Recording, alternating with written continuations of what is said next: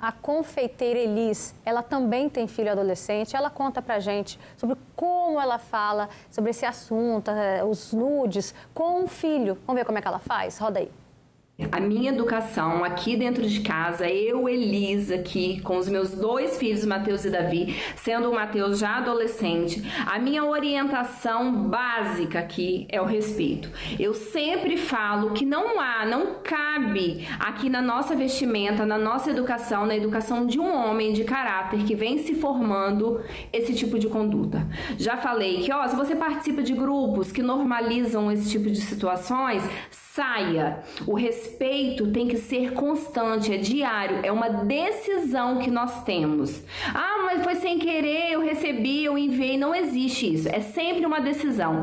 E eu falo e repito com eles aqui em casa. A minha revolução com vocês, para que haja respeito com as mulheres, é aqui dentro de casa. No dia a dia, na correção, não cabe conversas paralelas quanto a isso. É sempre o respeito.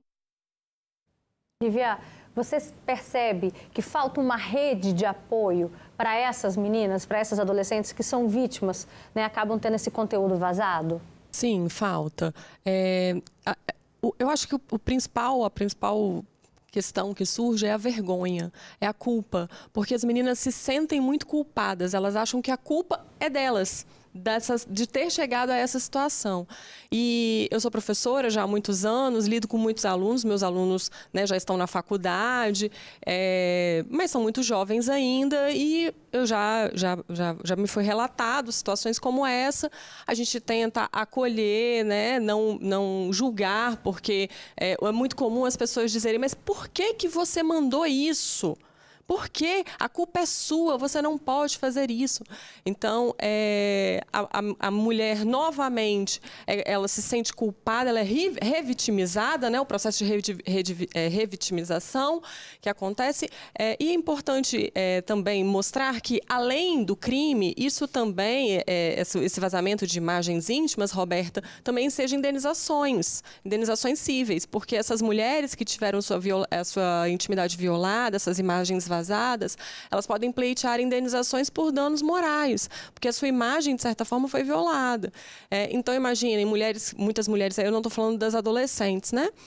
Que podem perder empregos, que podem deixar de ter oportunidades por conta desse tipo de situação. Meninas que abandonam a escola, então existe evasão escolar nesse caso. Você mesmo disse que algumas mudam de endereço, outras mudam de cidade, e até essas situações mais extremas, né? Dessa moça em Goiás, né, que atentou, né, contra a sua vida. Então, são múltiplos fatores. E as mulheres são as principais vítimas, Aline, porque quando é o homem, né, a mulher é taxada pela sociedade. E aí o homem ganha ainda fama ainda mais de garanhão, isso é reflexo da nossa sociedade machista? Olha, Roberta, isso eu acho uma reflexão super válida e necessária em todos os lugares. Durante muito tempo se teve como o homem viril, ou o homem valorizado socialmente, talvez aquele que compartilha a foto de uma mulher nua, que demonstra que tem uma vida sexual ativa e variada. Mas isso hoje caiu por terra. Pelo menos a gente pode perguntar para qualquer mulher aqui no estúdio se esse é o tipo de atitude que vai gerar admiração com relação ao homem. E não é. Então, a gente precisa refletir com relação a isso e saber que, quando os homens recebem fotos de mulheres peladas, seja no grupo da família, no grupo dos amigos, do futebol, seja o que for, deram risada, recompartilharam, ou mesmo ficaram em silêncio e não colocaram um limite naquele comportamento, é responsabilidade deles, sim. Então, a gente precisa ter uma atitude ativa, não só na educação dos nossos filhos, mas também dos homens, ter uma parceria com esses homens e não permitir que esse tipo de atitude continue. Porque aquela imagem que está sendo compartilhada não é só daquela mulher. Ali está sendo desvalorizado, criando um objeto com o corpo da mulher, não só daquela mulher, mas de todas as mulheres. E isso precisa acabar. Agora, o que a gente também tem que chamar a atenção, principalmente quando a gente fala das adolescentes, que é o caso dessa pesquisa que mostrou, gente, pessoas, adolescentes com 13 anos, né, compartilhando essas imagens, é o quê? É o fato, justamente, primeiro de tudo, da responsabilidade. E segundo, se tratando de um relacionamento nessa faixa etária, a gente sabe quantos namorados essa pessoa ainda possivelmente vai ter né? Então, isso também abre um alerta, né? Para ter um cuidado. Sim. Com quem é a pessoa que a gente está compartilhando essa imagem? Eu acho que o trabalho preventivo para que isso aconteça tem várias vertentes, vários caminhos. Um deles, logicamente, é essa educação sobre o que fazer com uma imagem. Mas outra também é com quem inicia esse processo, quem está enviando a foto do próprio corpo. E aí entra o que a gente chama de educação sexual. Educação sexual não é apenas ensinar o que é sexo, o que não é sexo. A gente começa com a educação sexual desde a primeira infância, ensinando partes do corpo, o que é íntimo, o que não é. E na adolescência isso tem que ser intensificado, é um papo que tem que ser frequente dentro de casa. E orientar essas jovens ou os jovens sobre com quem está se relacionando, como pode se relacionar, né? O que a gente pode fazer ali para despertar o interesse do outro. Cabe ao adulto orientar o jovem, porque se os pais não fizerem isso, eles vão buscar essas informações na rua. E aí pode vir como orientação, por exemplo, o pertencimento do grupo, compartilhar fotos que talvez não seja nem o interesse inicial daquela jovem. A gente está tendo aqui várias participações no Facebook, muitas mães estão relatando, eu só deixo meus filhos usarem redes sociais só quando for maior de idade. E aí tem um comentário da Lili Flores, ela fala, Roberta, esses dias no Facebook, um perfil de mulher me mandou uma mensagem, ficou conversando comigo e depois ela mandou uma foto dos seios dela e disse, eu não gosto dos meus, você gosta dos seus? Manda foto para eu ver se passou por uma mulher.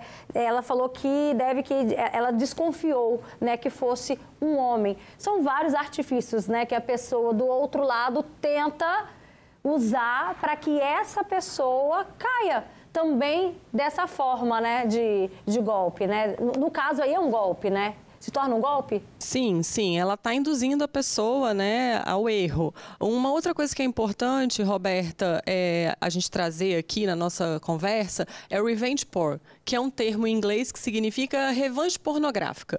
Então, você tem ali um namoro longo, é estabelecida uma relação de confiança muito longa e esse seu ex-namorado, ele tem fotos íntimas, vídeos e, por conta do fim do relacionamento, ele se acha no direito de vazar isso como uma forma de vingança.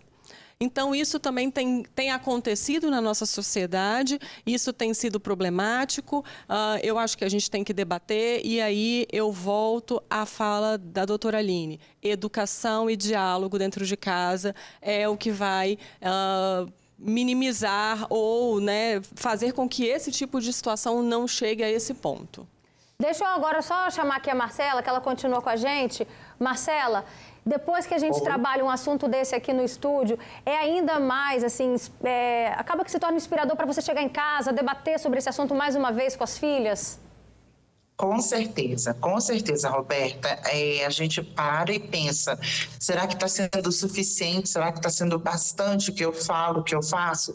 Será que eu ainda preciso alertar mais? Então, assim, para que a gente esteja sempre e cada vez mais atenta ao diálogo que a gente precisa ter em família, né? Nós que professamos uma fé católica, que estamos ali na igreja sempre. Então, assim, não é deixar para que os outros tomem conta, que nós possamos tomar conta e estar próximos, e não com aquela fala de deixar que eles se sintam culpados, mas que eles sintam que tem apoio em nós, que somos mães, que somos pais, que somos de casa, que somos a família. Tá certo, Marcela. Obrigada pela sua participação aqui com a gente, trazendo o seu relato como mãe, tá bom? Um beijo em toda a família, tá? Beijo. Travou nossa conexão com a Marcela, mas a gente continua aqui. Então, Aline, a importância das famílias dialogarem sobre esse assunto, né?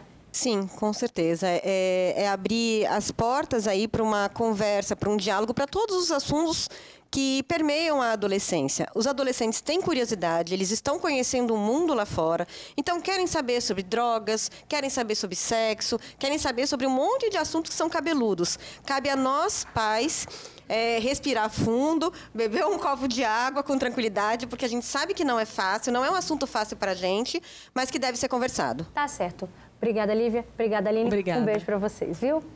Gente,